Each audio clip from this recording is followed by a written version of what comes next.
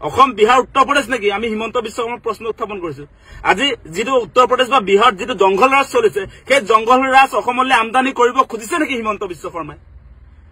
আজি প্ৰশিক্ষণপ্ৰাপ্ত মানুহ আছে নেকি অস্ত্ৰ চলাবৰ কাৰণে আপুনি হাতে হাতে যে আপোনাৰ লাইসেন্স গান দিবলৈ যে ওলাইছে সংখ্যালঘু অঞ্চলত খিলঞ্জীয়া মানুহক হাতে হাতে অস্ত্ৰ তুলি দিম বুলি অসম কেবিনেটে সিদ্ধান্ত গ্ৰহণ কৰিছে সেইটো আমি পুনচাতে নাকচ কৰিছো আৰু এই সিদ্ধান্ত বাতিল কৰিবৰ কাৰণে আমি দাবী উত্থাপন কৰিছো আৰু এটা কথা অতি স্পষ্ট যদি আপোনাৰ খিলঞ্জীয়া মানুহৰ প্ৰতি সংখ্যালঘু অঞ্চলত আক্ৰমণ চলিছে আগ্ৰাসন চলিছে সেই মানুহৰ যদি বিপদ হৈছে তাক ৰক্ষা কৰাৰ দায়িত্বটো অসম চৰকাৰে অসমৰ গৃহ বিভাগে অসমৰ পুলিচ প্ৰশাসনে ল'ব লাগে নে পাব্লিকে নিজে ল'ব লাগে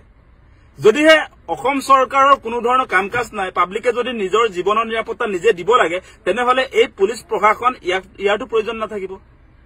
পুলিচ প্ৰশাসনৰ কিবা প্ৰয়োজন থাকিব নেকি আপোনালোকে সেই কথাটো কওক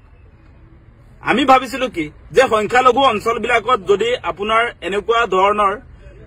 আমাৰ খিলঞ্জীয়া মানুহৰ প্ৰতি যদি ভাবুকি আহিছে মানুহৰ জীৱনৰ প্ৰতি যদি ভাবুকি আহিছে সেই অঞ্চলবিলাকত আমি কৈছিলো যে পুলিচ ষ্টেচনৰ সংখ্যাটো বঢ়াই দিয়ক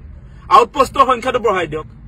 যাতে তাত কোনো ধৰণৰ আসলতে সংখ্যালঘু মানুহে আমাৰ খিলঞ্জীয়া মানুহবিলাকক আক্ৰমণ কৰিব নোৱাৰে আগ্ৰাসন চলাব নোৱাৰে এটা আইন শৃংখলা জনিত কাৰ্য সম্পাদন কৰিবৰ কাৰণে আমি তাতে আপোনাৰ পুলিচ ষ্টেচনৰ কথা কৈছিলো আমি আউটপোষ্টৰ সংখ্যা বৃদ্ধি কৰিবলৈ কৈছিলো যাৰ জৰিয়তে আপোনালোকে চাওক যে যদি পুলিচ ষ্টেচনৰ সংখ্যাটো বঢ়াই দিয়া হয় বা আউটপোষ্টৰ সংখ্যাটো যদি বঢ়াই দিয়া হয় তেনেহলে তাত মেন পাৱাৰ ৰিক্ৰুটমেন্ট হ'ব তাত আবাৰ নিবনুৱাসকলক আমি সংস্থাপন দিব পাৰিম পুলিচৰ চাকৰি দিব পাৰিম সেই কামবিলাক নকৰি এতিয়া আসলতে মুখ্যমন্ত্ৰী হিমন্ত বিশ্ব শৰ্মাই আজি এই সংখ্যালঘু অঞ্চলবিলাকত আজি খিলঞ্জীয়াক নিৰাপত্তা দিয়া কথা কৈ আসলতে তেওঁ অসমখনক তেওঁ বিহাৰ উত্তৰ প্ৰদেশৰ নিচিনা কৰিবৰ কাৰণে তেওঁ যত্ন কৰিছে অসম বিহাৰ উত্তৰ প্ৰদেশ নেকি আমি হিমন্ত বিশ্ব শৰ্মাক প্ৰশ্ন উত্থাপন কৰিছো আজি যেটো উত্তৰ প্ৰদেশ বা বিহাৰ যেটো জংগল ৰাজ চলিছে সেই জংগল ৰাজ অসমলৈ আমদানি কৰিব খুজিছে নেকি হিমন্ত বিশ্ব শৰ্মাই আজি প্ৰশিক্ষণপ্ৰাপ্ত মানুহ আছে নেকি অস্ত্ৰ চলাবৰ কাৰণে আপুনি হাতে হাতে যে আপোনাৰ লাইসেন্স গান দিবলৈ যে ওলাইছে আপোনাৰ অস্ত্ৰ চলাবৰ কাৰণে যে মানুহক যে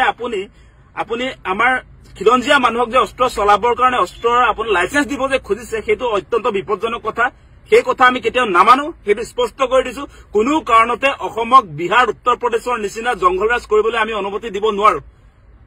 সেই অনুমতি আমি কেতিয়াও দিব নোৱাৰো মুখ্যমন্ত্ৰী হিমন্ত বিশ্ব শৰ্মাক দেখিছো তেওঁ এফালে কব যে শান্তিৰ অসম তেওঁ মুখ্যমন্ত্ৰী হিচাপে দায়িত্ব লোৱাৰ পাছত কোনো ধৰণৰ হত্যা হিংসা অসমত নাইকিয়া হৈ গল এনেকুৱা ধৰণৰ ভাষণ দি থকা মানুহটোৱে এতিয়া আপোনাৰ সংখ্যালঘু অঞ্চলবিলাকত আমাৰ খিলঞ্জীয়া মানুহৰ হাতে হাতে অস্ত্ৰ তুলি দিব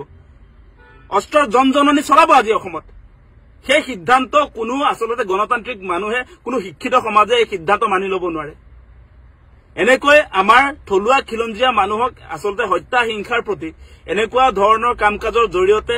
তেওঁলোকে আজি অসম চৰকাৰে যিবিলাক সিদ্ধান্ত গ্ৰহণ কৰিছে ইয়াৰ জৰিয়তে আসলে উগ্ৰ জাতীয়তাবাদী কিছুমান মানুহে যতে ততে হক নহক মানুহক অত্যাচাৰ চলাব তাৰহে এটা উমান পোৱা যায় উগ্ৰ হিন্দুত্ববাদী কিছুমান মানুহে লাইসেন্স গান লাগে বুলি ক'বলৈ আৰম্ভ কৰে মানে দাদাগিৰি চলাবৰ কাৰণে দাদাগিৰি চলাব এতিয়া একাংশ সংগঠনে একাংশ বিজেপিৰ যিবিলাক আসলতে ভাতৃ সংগঠন আছে যিবিলাক বিজেপিৰ আসলতে ভাতৃ সংগঠন আছে তেওঁলোকে এতিয়া লাইসেন্স এপ্লাই কৰিব গানৰ কাৰণে আৰ্মছৰ কাৰণে গতিকে এই কাৰ্যসূচীৰ জৰিয়তে যে অসমত এটা অৰাজক পৰিস্থিতি যে সৃষ্টি হ'ব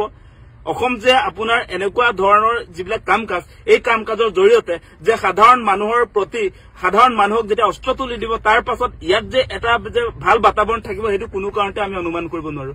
আৰু কোনো জনা বুজা মানুহে এনেকুৱা কাৰ্যসূচী মানে পাব্লিকৰ হাতত আপোনাৰ আৰ্মছ তুলি দিয়া কাৰ্যসূচী কোনো জনা শুনা মানুহে সমৰ্থন নকৰে গতিকে ইয়াক অতি শীঘ্ৰে বাতিল কৰক সেই দাবী আমি উত্থাপন কৰিছো